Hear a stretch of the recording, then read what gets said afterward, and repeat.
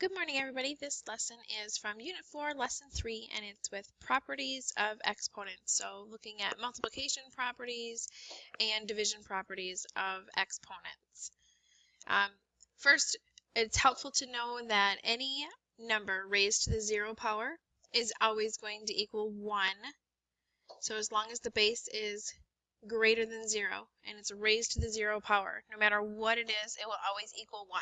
So this is helpful to remember as you go through practice problems. And then also with negative exponents. A negative exponent is the reciprocal of a positive exponent. So as an example, if I have 5 raised to the negative 3 power, you can rewrite it as a fraction. So flip it so that it's the reciprocal 1 over 5 to the third. And then evaluate that number. 5 to the third is 125. So whenever you see that negative exponent, just rewrite it as the reciprocal right away. The multiplication properties of exponents. The first one that you've probably used the most is product of powers, where you're multiplying where the base is the same. So both of these are the base of the same, and then you add those exponents. So as an example with actual numbers, a to the third times a squared, the base is the same, they both have a, so we add 3 plus 2 to get 5. So it actually equals a to the fifth. Power of a product is when you have, where you're applying that exponent to both values inside a set of parentheses. So you would want to make sure you apply this exponent to both things inside the parentheses. So as an example, AB raised to the 4th power is the same as A to the 4th times B to the 4th. You apply this exponent to both of them. The last one, power of a power. You've got an exponent raised to another exponent. That's when you multiply those two exponent values.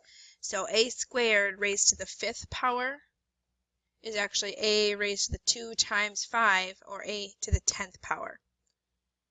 So to see some of these in action, x to the 4th times x to the 6th. I can see that the base is the same, and I'm multiplying, so I want to add those exponents. This would come out to be x to the 10th.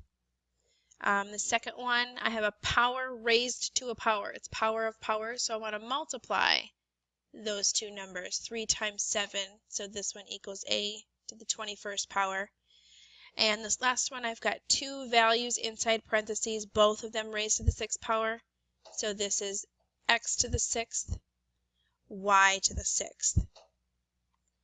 Just a couple more examples. Remember this one here now, it's negative. I want to first rewrite it so that it has a positive exponent, so rewrite it as the reciprocal, 1 over x to the 5th times x to the 4th. Now, since it's a fraction, think of it as multiplying across. My numerator, 1 times x to the 4th, is x to the 4th, and my denominator, x to the 5th times 1. So I've got x to the 5th there. And think of this as simplifying fractions. There's 4 x's on top, 5 x's on the bottom, so there's one more x on the bottom, so this is actually equivalent to 1 over x. And it just helps to kind of think of it as this is how many x's there are, and there's one more x on the bottom. That's why our answer still has it in the denominator. The second example, I've got x squared, y cubed, all raised to the 7th. So it's power of a power, so I want to multiply that 7 times each of these numbers. So x squared raised to the 7th power is x to the 2 times 7, and then y cubed raised to the 7th power, I want to do y cubed times 7. So x to the 14th, and then y to the 21st. And this last one, it's a negative exponent, so this would be the same as 1 over 2xy cubed. And all three of these values are raised to the cubed power, so you could actually write this as 1 over 2 cubed, x cubed, y cubed, and that 2 cubed actually equals 8, so you could write it as 1 over 8 x cubed, y cubed. Look at division properties of exponents. This first one is similar to the multiplication where the base was the same. When we multiplied and the base is the same, we added the exponents. When you divide, so it's set up as a quotient, when you divide and the base is the same, then you subtract your exponents. So a to the 6th over a to the 4th, 6 minus 4 comes out to be a squared. And last one, similar to power of a power property with multiplication, when you've got an exponent on the outside and a value in the middle, or in the parentheses, the exponent applies to both of those variables. So with numerical example, a over b raised to the 4th power is the same as a to the 4th over b to the 4th.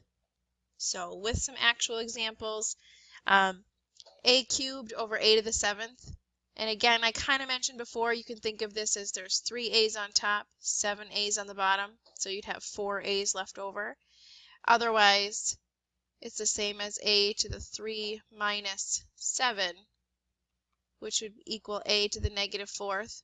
Well, since it's a to the negative 4th, it's the same as 1 over a to the 4th. And if you thought of it as there's 3 a's on top, 7 on the bottom, you're going to have 4 left over because those 3 on top cancel out.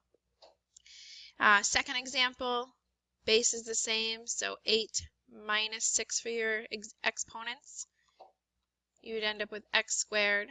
Again, also it works to think of there's 8 on top, 6 on the bottom. If you cancel off what's in common, you'd have 2 left over on top. And this last one, this x to the 4th, y cubed are both raised to the squared power. So you're multiplying that 2 times both of those. So it's actually x to the 8th, because 4 times 2 is 8, over y to the 6th, because 3 times 2 is 6.